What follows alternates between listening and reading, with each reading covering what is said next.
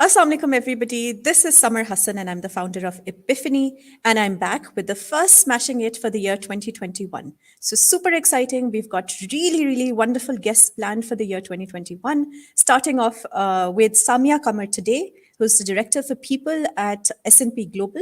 So, we'll talk about Samia in just a quick second. But before I introduce her, I would like to introduce the concept of smashing it. Some of you know already. Smashing it started off because we believe that women in Pakistan need fantastic role models. We need to celebrate the ordinary amongst us. And when I say ordinary, actually they're extraordinary. It's just that we haven't bothered to look beneath the layer and actually talk to them about all of the hard steps they've had to take, the decisions they've had to make to be able to pursue successful careers while managing and balancing their personal lives. So, Smashing It is about sharing strategies, it's about sharing leadership messages, it is about celebrating Pakistani women. We started off by thinking that we just need to talk to the ordinary amongst us, the ones who are not very well known, not so famous perhaps.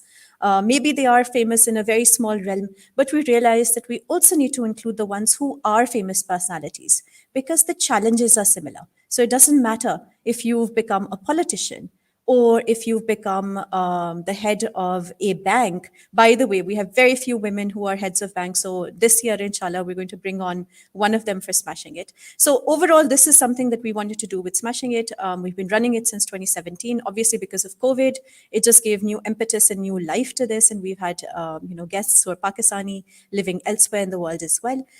Okay, now let me jump to Samia. So, who is Samia? What does she do? She's going to tell you a little bit about herself.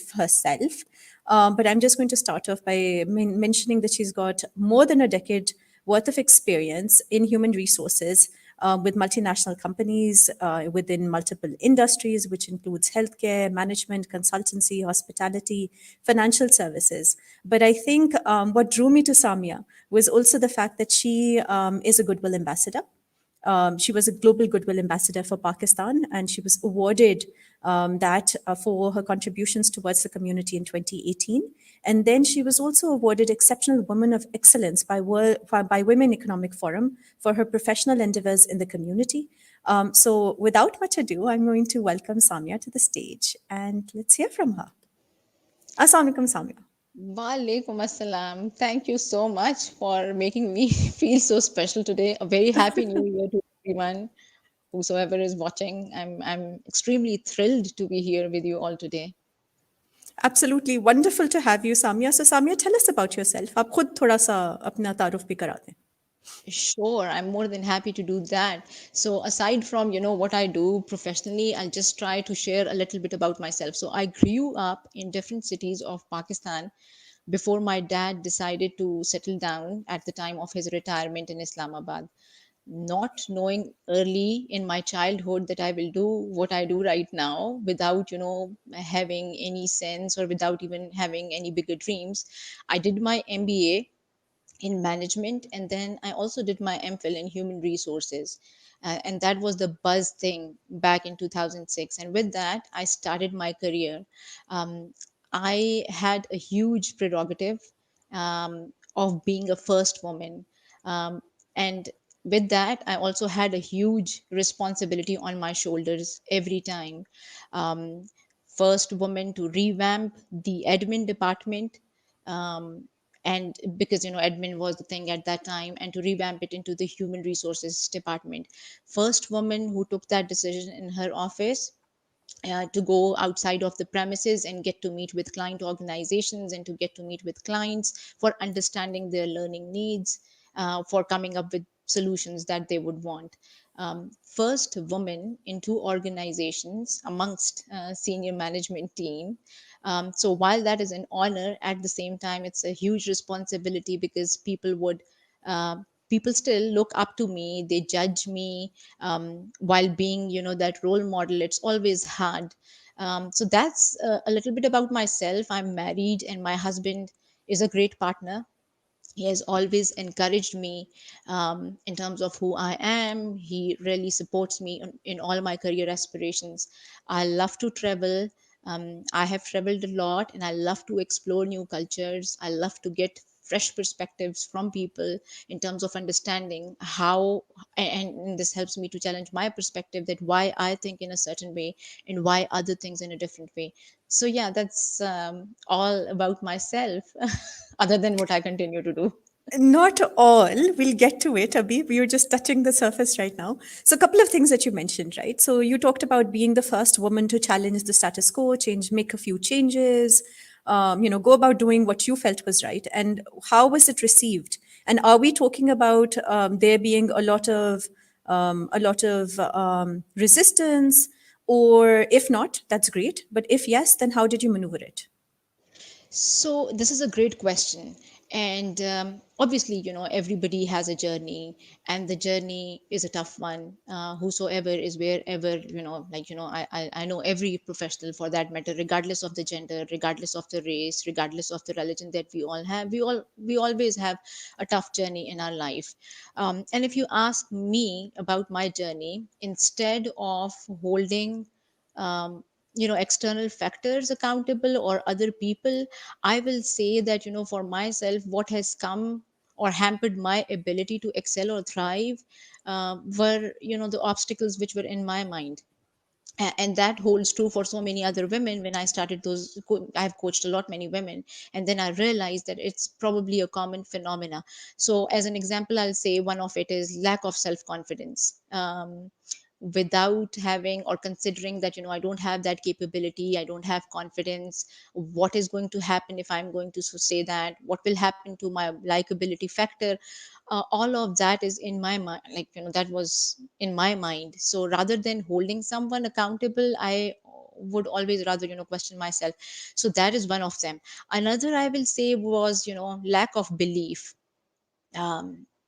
The self confidence Lack of self confidence leading to lack of self belief, not doing what was right, not standing up for what is important, thinking that, how this pattern will be taken. If I have to say something, will I appear, as outright, will I be appearing as a super confident woman, what will happen? So, all of this is in our mind, and that is where, we need to question that what kind of life do we need to have. And lastly, like, hard to find a voice. Sometimes that happens because, probably you don't have that seat at the table. Sometimes it happens because it's probably the difference in how we are engineered as a gender. So finding that voice and raising that voice and giving a perspective is very, very important. Whether, you have that seat or you don't have that seat, but you have to create that seat for your own self.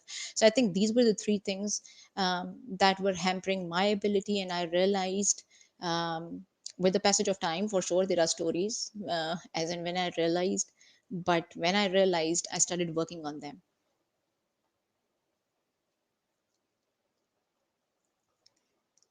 You're on mute, I guess, Samar. Oh my God, that's like the key message for 2020 ever since COVID struck. Okay, so tell me a little bit. How did you realize that, all right, it's okay to have a voice? What happened? The first time that you decided, and what was it? Do you remember? What was it that made you speak up? What was it that made me speak up? So there are two stories. There are definitely two stories in my life, and I would love to share those stories with you, because, there are times when you obviously ask, when you pause, you ask yourself, there are moments that, how did you transform into a person who would not only advocate for yourself but also for others to pursue excellence. So I find myself going back to the basics. One is my childhood story. So back to my fundamentals, I was born to incredible parents, parents who were highly educated, well ahead of their time, and I was their fourth daughter. Far back as I remember, I always made them proud and happy about myself, or at least that's how I feel.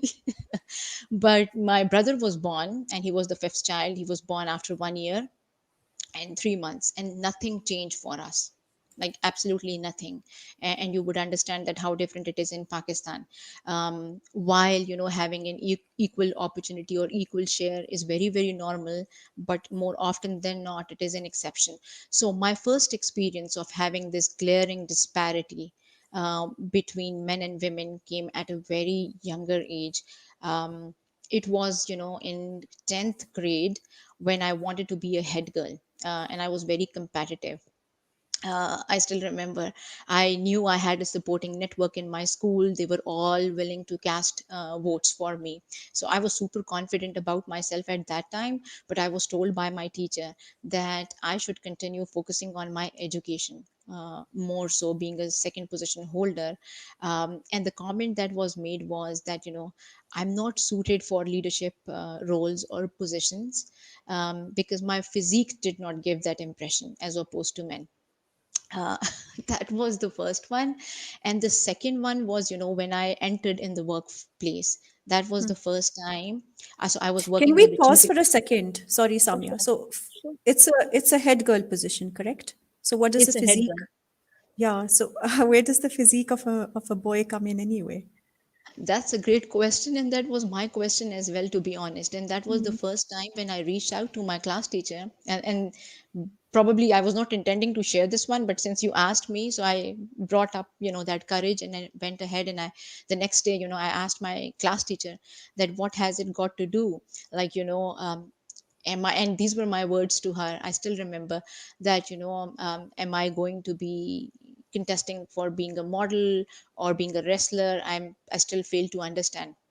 And the response that I had gotten was that, my teacher reached out to other teachers, and she was like, I was not expecting this from Samia, that she will be asking this question from me. I thought that mm, my advice should have been received very well. So that was mm, the first time I challenged, and it didn't come out to be very positive for me. And I'll share, like, it shook me to the mm, core. It had an mm, immense impact on my confidence. I cried for so many days. My whole family members were aware that, oh, that's how she's feeling. But mm. these moments, I now, when I reflect and I look back at them, I feel these are super important to be, And these are to be part formative of the moments, experience. right? These are very, very Exactly. formative Yes, yes, moments and they correct. stay with us. And a lot of times, unfortunately, our teachers, the role models that we have, the mentors of that time, they don't understand what they're saying to us and what sort of impact it has on tiny little selves, right? We're very young then. And particularly, I'm feeling really bad because my daughter, guys, a lot of people already know, my daughter is 10 and a half, right? So I can totally relate, feeling bullied by somebody you're not supposed to feel bullied by. So, okay, but go ahead, carry on. And I'm sorry, and I want to, hug tiny Samya. Oh, thank you so much. It feels so nice. But now, when I look back at all of it or reflect, it brings smiles on my face. So the second moment was when I was working in my very first organization, and I was working with the chief executive officer. And one comment, and as the whole idea was to organize a workshop for and the employees in the middle management within the organization that I was working for. So without taking any names, while I was working very closely with her, one of the feedbacks that I received from her after the workshop was organized was that, Samya, while everything, the content was great, you did a great job in terms of helping me create the content and the materials, but probably one should think, you should be working on would be to have, and to gather confidence to say what is right and appear as a confident woman. Now, this was another feedback. Probably um, I did not ask for any follow up questions at that time, but again, that was one of the moments that led me to believe and think about myself, that how do I appear when I'm in front of people? What is it that I need to change? Like, how people are perceiving me. And that was the time that when I realized that having self reflection is very important, setting up aggressive goals is very important, looking at yourself from the lens of others is very important and imperative. Where are you right now, where you want to go? All of this is super, super important if you really want to achieve something. And then I started challenging myself that, what should I do more of? What is it that I need to do less of? And also, with that, like, it was a blind spot for me. I still don't know, like, what did she find or what was not right. But obviously I would love to meet that person again and ask for the feedback, that how do you find me right now? Yep. So look, I found you on LinkedIn. I think LinkedIn is a great way to reach back and find her again. I'm just kidding. But I think this is important, right? So self-reflection, because and you've kind of answered the first couple of questions that I had. Who was the Samia Qamar of yesterday and how have you become the person of today? But I'm sure there are other steps in the journey, which I'd kind of like you to highlight as well, please. Definitely, I would love to. So when I look back at my journey, like I said, sometimes it really brings smiles looking at how tiny my dreams were, or probably there weren't any dreams at all. Uh, or so when I was a student in MBA, and this is like no joke, I'm sharing. And when guest speakers would be invited and when they would come, the only thought that I would have in my mind would be that, oh my God, they are iconic personalities, they're lucky personalities. How did they get there? And then the natural question that would come in my mind would be that why would any organization be willing to pay any compensation to me, especially when I don't have any skill or any experience. I don't have anything to offer. Why will they offer? And I would also question myself that why will someone refer me? Because without referrals, nothing happens in Pakistan. At least that's the mindset. So how will I land on those opportunities? And then I would also think that, oh my God, I am a woman. I have to have this likability factor. People should be liking me. So how will I thrive, especially when there are so few women in the labor market? And how am I going to compete against men? These would be my natural questions. And to sum it up, yesterday's Samia was just like any other student who would have probably, if not everyone, because everybody is unique, but more or less, similar fears about myself, not realizing my whole potential, not realizing that what is in my capacity, what is in my hands, how can I turn around things. Even thinking about having public engagements, I don't think so that I would have ever thought of at that time. So all that I was concerned about was appearing as a perfectionist. And that, in addition to a lot many fears, were bigger than my ambitions. And that is what always I believe hampered my ability. So now that I'm here today and I reflect on it, I feel that appearing as a perfectionist is not important. Things need to get moving. That is important. But anyway, these were my previous thoughts, and when I think about them, No, no, I I really think feel that's very silly about myself. no, I think that's okay. I think we have to look back at the younger selves that we are, and obviously in another year we'll be looking back and thinking, "Oh my God!" Or even like half an hour later, sometimes we reflect back on conversations and we're like, "Oh my God, why didn't I say this? And why didn't I do that?" And especially when it's a confrontational moment, you think about it so much before handling conflict. So I want to come to conflict in a second, but before we do that, I did want to talk a little bit about, well, any obstacle. So you talked about being perfect, and being perfect, there's also another thing that you don't want to fail. So when you failed, what was your reaction, and how did you overcome that, that failure, and make it maybe a lesson or whatever? Yeah, it took me a lot of time, to be honest. So to begin with, like, the idea was always that I have to win, I have to prove myself, I have to be a perfectionist.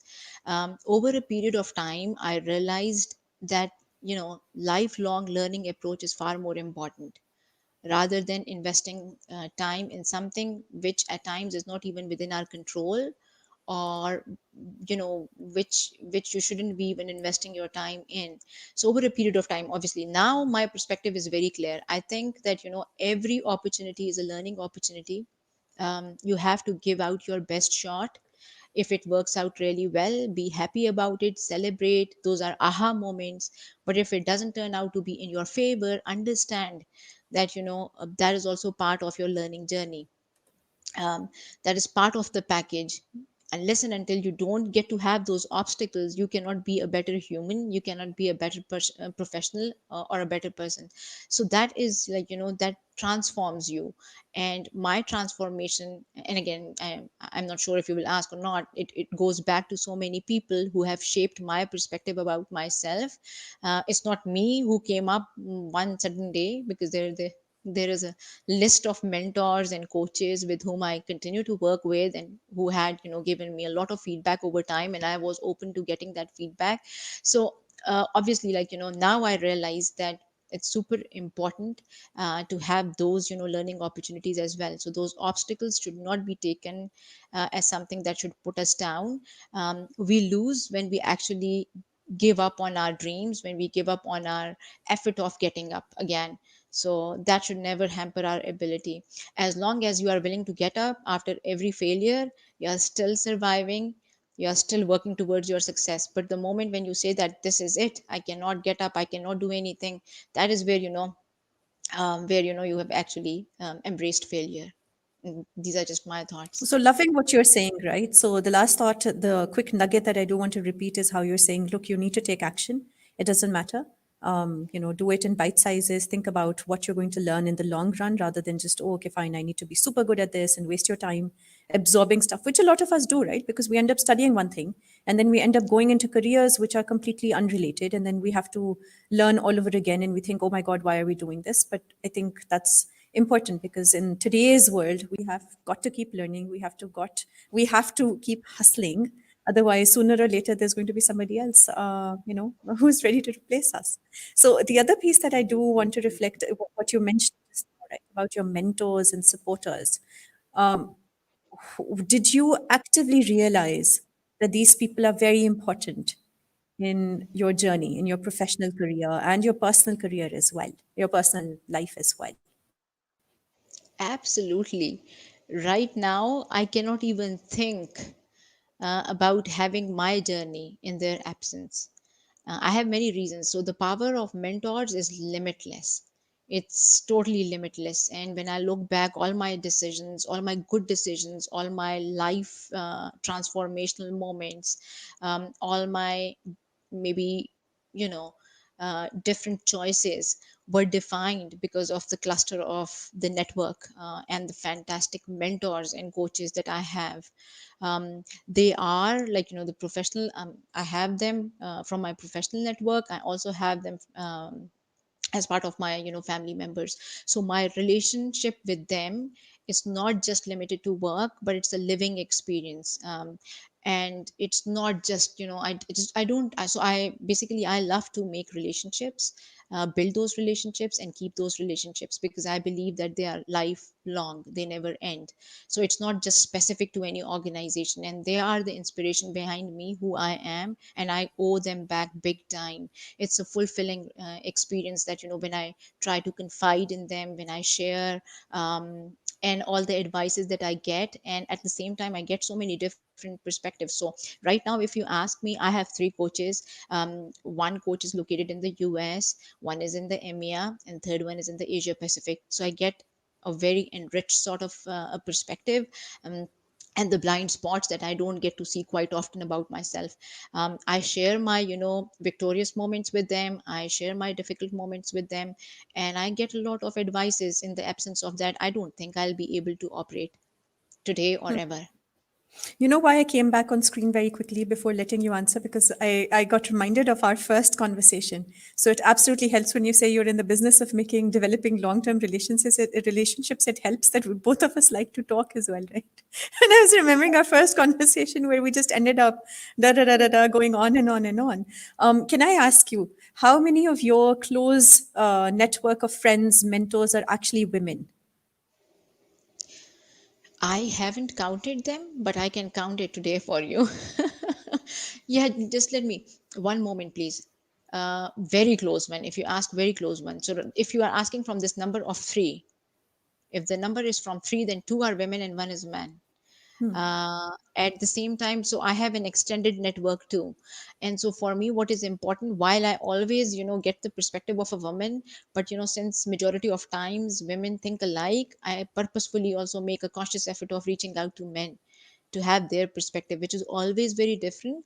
But at the same time, it not only reflects how different we are, but sometimes I really find, in fact I should say most of the times, I find some meaningful solutions that we as women think less of. So Yes, absolutely. the diversity and the richness of the of mentors is also very important. Yeah, I actually wanted you to highlight. Thank you so much for answering the questions the way I want you to. I love you. Look, I think that's really important. I really wanted this to come out, right? Because a lot of times there is that perception, that negative perception that women are holding women back. And I keep hearing that again and again, not particularly in this show, but in other sessions. And I think we forget the power of having women who've got your back and the power of men who've got your back. Because at the end of the day, you need both the allies. And absolutely, I completely agree. In my experience, women will give you strategies, how they've maneuvered, how they managed to cross different obstacles, what I'm basically asking you to do today. At the same time, men will tell you, okay, stop being so non-confident about yourself. What's this insecurity? Where is this coming from? You're fantastic. Oh my God, you know what? I've got a subordinate and he's this director and he doesn't know jack compared to what you know, right? And sometimes you need that. So I think it's just, I think diversity is really important. So I'm glad you brought that up. There is a question from Madiha. So let's pull that up. She's asking, please share about your lead journey. Sure, definitely. I would love to share my journey. But before I share, I will say one thing to you, Summer, that this comes up in many of my conversations, and I'll say that I'm very, very lucky. I'm lucky because I've had amazing women in my network. Those women who have always reached out themselves to set me up for success. So from that perspective, I'm very, very lucky. It's probably a perception where we probably have built it, or I don't know, the experiences can vary depending on from one individual to another. You and I, we are a perfect example. I didn't know you, probably you didn't know me before you saw my profile on LinkedIn, and likewise I did. And we ended up in this beautiful relationship. So it's always about what we give, rather than what we are asking for. Before we ask for anything, we should obviously reciprocate the principle of giving. That's my belief. Okay, so coming to this question of lead journey. Sorry, Madiha, I guess. Madiha is the name. Uh, Yes, so, Madiha. okay, Madiha, she wants to know about the lead journey. My lead journey, it was 1 year long journey with Stanford Graduate School of Business. There are multiple courses which are being offered. Some of them are optional. In fact, six of them, I believe, are optional and two are mandatory. If you really need additional details, I'm more than happy to give you those details. Currently, I am engaged with them as their executive coach, as well as facilitator. So feel free to reach out to me separately, and I'll be more than happy to share all the details, including whether I was able to be helpful or not. I don't know. So if there are any specific questions, more than happy to take them offline. Perfect. Thank you so much, Samia. So Madiha is watching. Thanks, Madiha. Now you know what to do afterwards as well. You can contact Samia through LinkedIn. She's very active there. All right. So coming back, right? So I want to ask you about who is your inspiration? Oh, it's a great question. I have a lot many people, honestly, but it will be an unfair to make that all of them, like honestly, all of them. I get to learn, like every interaction that I get to have with people, I always see that what I can learn from them. But that said, obviously there is an inspiration. I will say Michelle Obama, and that is because she has a huge self-respect for herself, and she really knows how to respect other people. And she's a role model not only for African American women, but so many women out there. And she actively works for building communities. She encourages young people, she challenges them to think hard. Back in 2011, on her trip to South Africa, she spoke to all of those young women, and she said that leadership is not about age, leadership is not about status. You should be the one who should be the problem solver of the future and take up that responsibility for banishing hunger and HIV/AIDS. So that is where I will say that arguably, she's a progressive lady. What I love about her is that she's a star. She doesn't want to be defined by who she is.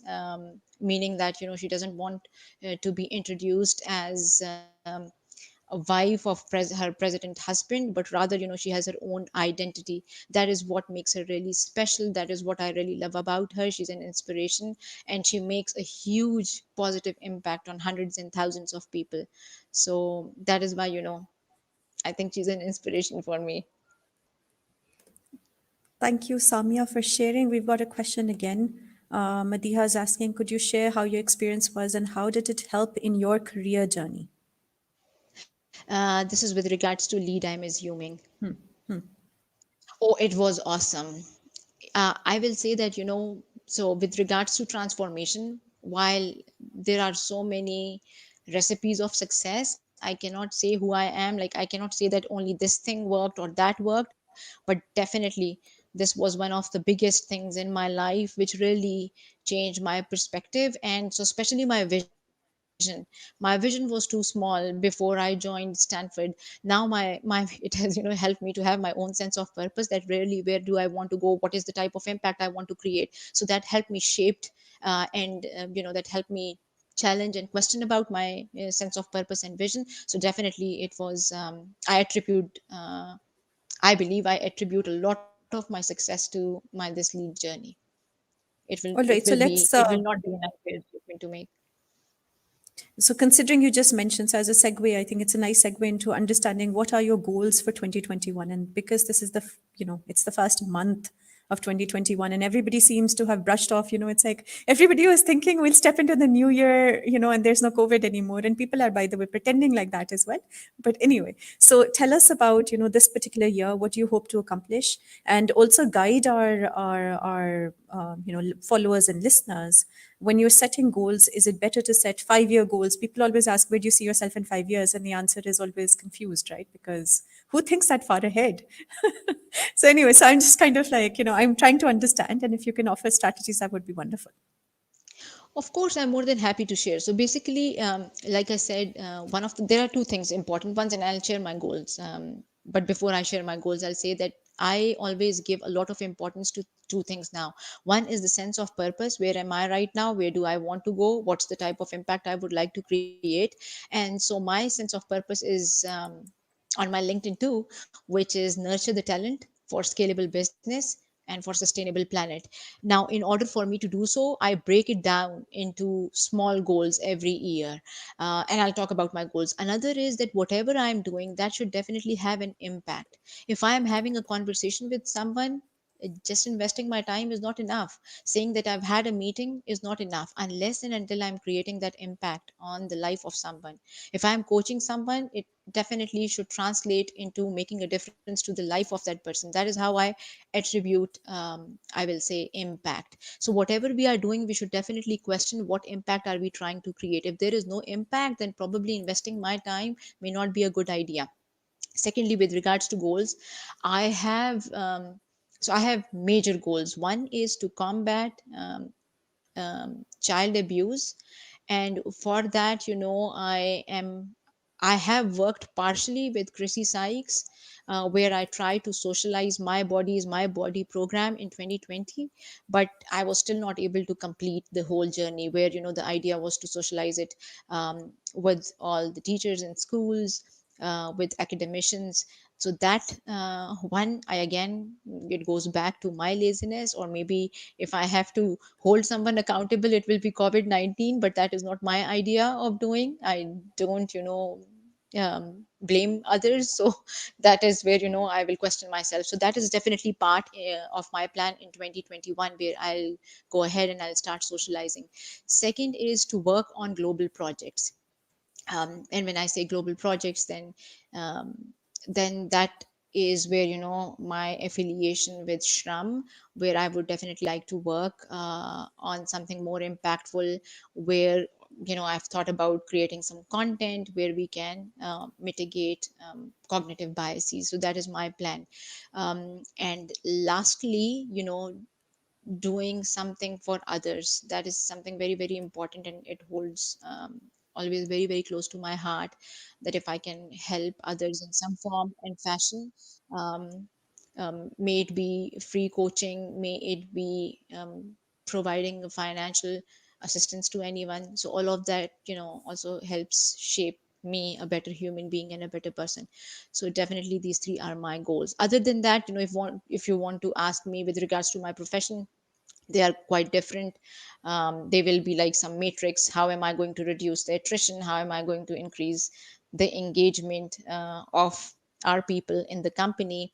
How am I going to work on some other important stuff? But those are very very measurable, but these are personal goals. So I thought you were interested to know about my personal ones, so I think I've shared. And I'm just thinking that maybe you shouldn't have told me, because now I'm going to really help on the last personal goal, definitely, both the last two that you mentioned. personal coaching, mentoring, etc., because we always have a pool of young people looking for that. And the other piece, financial assistance as well. We can discuss both these things offline. I think, there are thoughts that I have around both these areas, right? So I don't know if you should have shared or not, but definitely 2021, if that's your goal, I'm going to help you achieve those two things. I think I can help. All right, so we're drawing towards the end of our particular session, right? So there are a couple of questions that are left.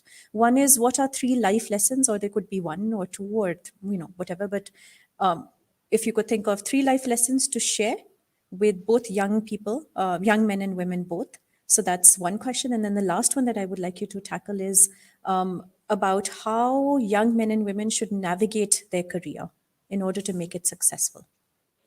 Definitely. So, in terms of my life lessons, I touched base on it slightly, but I'll say that, if you have an opinion, then don't be afraid to share it just because it's not going to be liked by someone. Don't be in a room and not have a voice. Have a voice at a right time, and also help others to find their voice. Now, it doesn't mean that whatever comes to your mind you should just go ahead and say it. At least have some background homework, that what is it that ticks with someone, or what does the market trend say, for example. What is it that the businesses are doing. So whenever you say something, before you say something, do your homework. I think that is one of the lessons that stuck to me.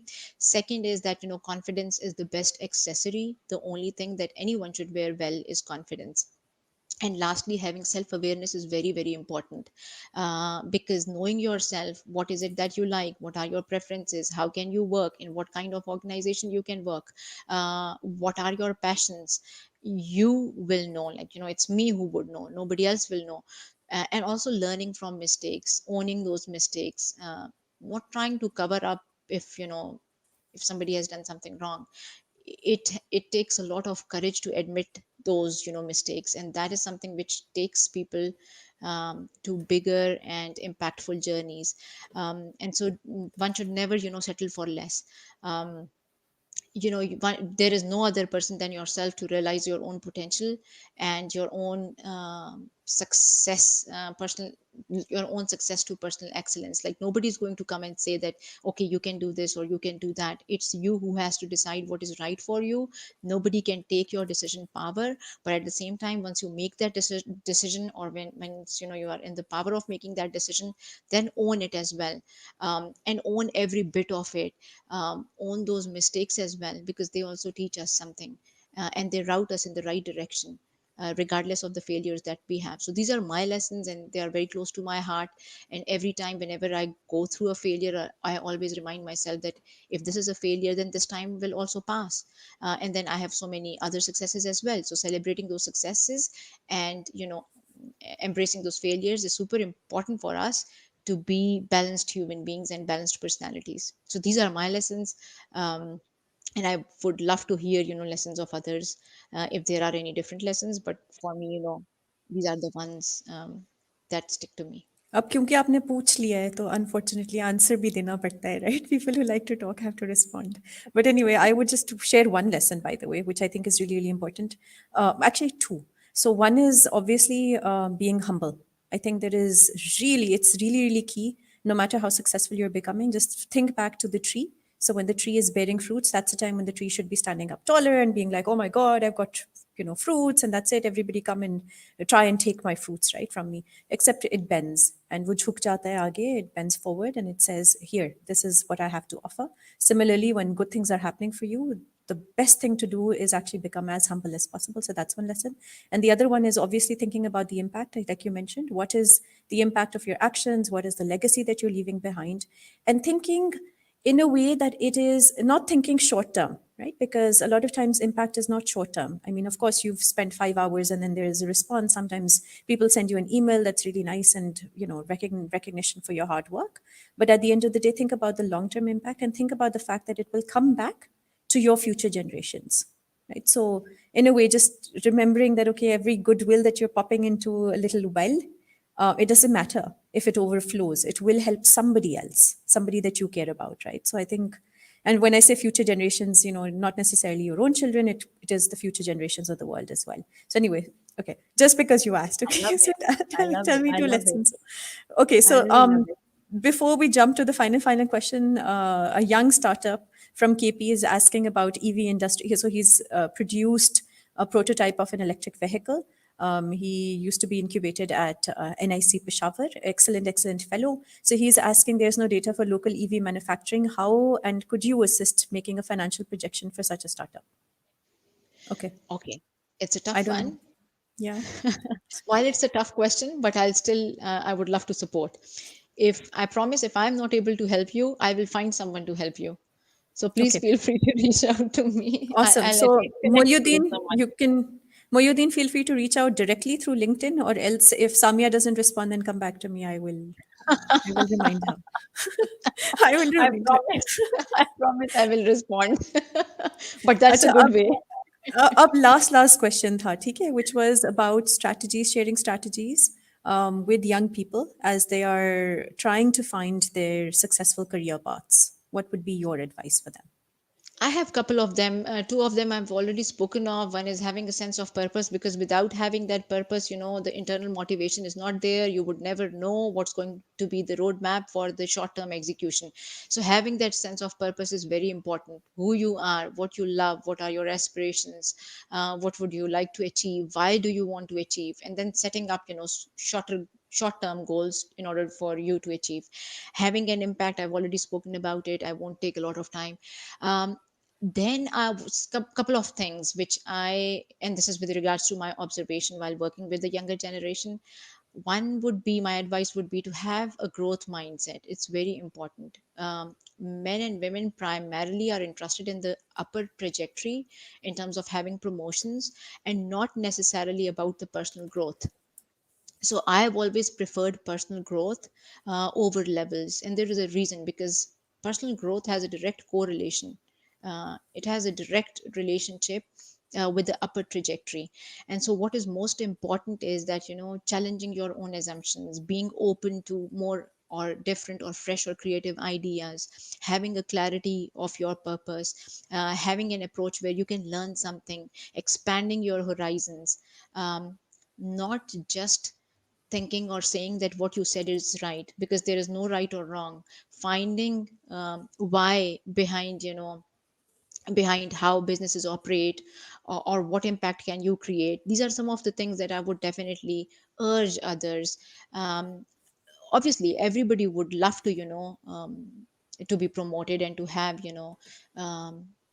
preferential or positions of authority or preferential titles. But that said, as long as you are not growing as a human being, you are not growing as a professional, all of this goes into the drain, because then that success becomes very, very short term. And to Summer's point earlier, that obviously there is a lot of competition, there is a war for talent, somebody else will replace you, somebody else will be a substitute of you. So having that approach is very, very important. And taking accountability of actions, that is also very important. So if you are not, for example, if you're not able to deliver on a project just because your coworker didn't put in weight, instead of blaming the coworker, um, the same statement can be rephrased, that you did not deliver because you didn't set up a team that was successful enough to deliver results. When it begins from you, then obviously, that's a sense of accountability. It helps you prepare for bigger roles. It also helps you build your own credibility throughout your career, and it helps you be a better person at the same time. Lastly, there are a couple of others as well, but important ones would be that invest time in building relationships with people within the organization and outside of the organization. You have no idea about the quality of your network, that how it can take you to different places. The rule of networking, again, it's very I have found it a lot in Pakistan, that the moment you get connected, it's always advisable to share in the interest of other, that how best you can support someone, rather than immediately asking for your own self. And believe it or not, but the principle of reciprocity works a lot. um, you will land onto amazing opportunities that you don't even have any idea of. And you don't have to, like, purposefully and consciously you should be making that effort. People who make you uncomfortable, people with whom you think it's difficult to connect and talk, like, have these goals for yourselves, and then it definitely pays off, rather than investing your time and talking to those people whom you know forever and ever and ages. Like, that won't take you anywhere. So having those loose connections always help. Build those connections, offer what you can help in terms of the skill, in terms of the time, even connecting two people within your network. All of this is something that you are offering, while you're offering for free, but at the same time you are investing and doing something good for others, and that takes you to unknown opportunities or unimaginable opportunities. I'll also say that the best choices begin and end with you. Nobody else is going to come for you, or nobody else. This is one of the things that I get to hear a lot from the younger talent on majority of occasions, when they say that my manager is not interested, my manager is not doing this for me. Nobody's accountable, or nobody's responsible for your career and your destination. So you have to do it for your own self. If you want to build your legacy, it's yours. It's your choice if you would not want to swim upstream against those norms. So you have to pave your own path, you have to have your legacy, and dream big and think big. And I'll say, give wings to your dreams, because nobody can take those dreams, nobody can tell you that they are small. They are yours, and you have to bring life to your dreams. um, Lastly, if I have to sum it up, usually, please don't hate me for saying this, but usually this is super important for women. So that is where I would love to motivate all those women who are there. So we as women, we need to reshape our own perception about ourselves, and we need to step up, and we need to take a lead. But that said, it doesn't stop for any other gender over here. I just want to be inclusive at the same time. So yeah, these are some of the advices that I have, that I thought I would love to share with you all. Thank you so much, Samia. I think there are so many nuggets of wisdom over here. If only people would listen, and hopefully they will, and hopefully they will come back and listen some more. And one of the things that I decided to do, one of my personal goals, is to actually recap some of the stuff that is being said, the true nuggets, and extracting them. So let's see if I get around to doing that. Then I'll tag you and then reshare it so more people get to hear it. But I think there are tons and tons of nuggets over here. So thank you so much for sharing. It has been inspirational. I'm so glad that we ended up talking when we did and we set this up. And looking forward to a lot more together in 2021. So thank Absolutely. you We very, spoke very about it. Yeah, we spoke about it 3 months ago, and it's now 2021. yeah. Oh my God. So, alrighty, guys. Thank you so much for listening. Thank you so much, Samia. Madiha is also, see, she's resonating. She's saying wisdom is fully loaded Oh, here. thank you. That's so Absolutely. kind of her. All right. So, thanks so much. Thank you so much. Thank you, everyone. Thank you for having me. Okay, so thank you very, very much, people, for watching. Much, much appreciated. So glad that Madiha was asking so many questions. I always feel not enough people ask questions. So please do ask them, because each and every one of our guests is very open to answering your queries, your questions, and most of them actually offer their time afterwards as well, right? So that's yeah, I guess I choose really awesome people. I'm fully owning my good decision, my good decisions over here. Anyway, all right. So before I sign off, I quickly wanted to alert everybody that we are starting an investment boot camp from 11th till the 15th of January. So do watch the highlights, take a look, because it's all about fantastic women entrepreneurs, and it's all about investment and fundraising. So if people are interested in investing in women-led businesses, even when they're super, super early on, please do not hesitate to drop me direct messages. So that's one. The other call to action for you guys is to keep watching, because on the 21st of December, we're hosting Epiphany Talks with a very, very well-renowned scholar and academic, Dr. Christian Bush. So I'm super excited about that, and I hope that you guys will tune in for a conversation about serendipity. That's same time, 8 p.m. Thursday, January the 21st, 2021. All right, that's it from my side, and bye bye. Have a great day.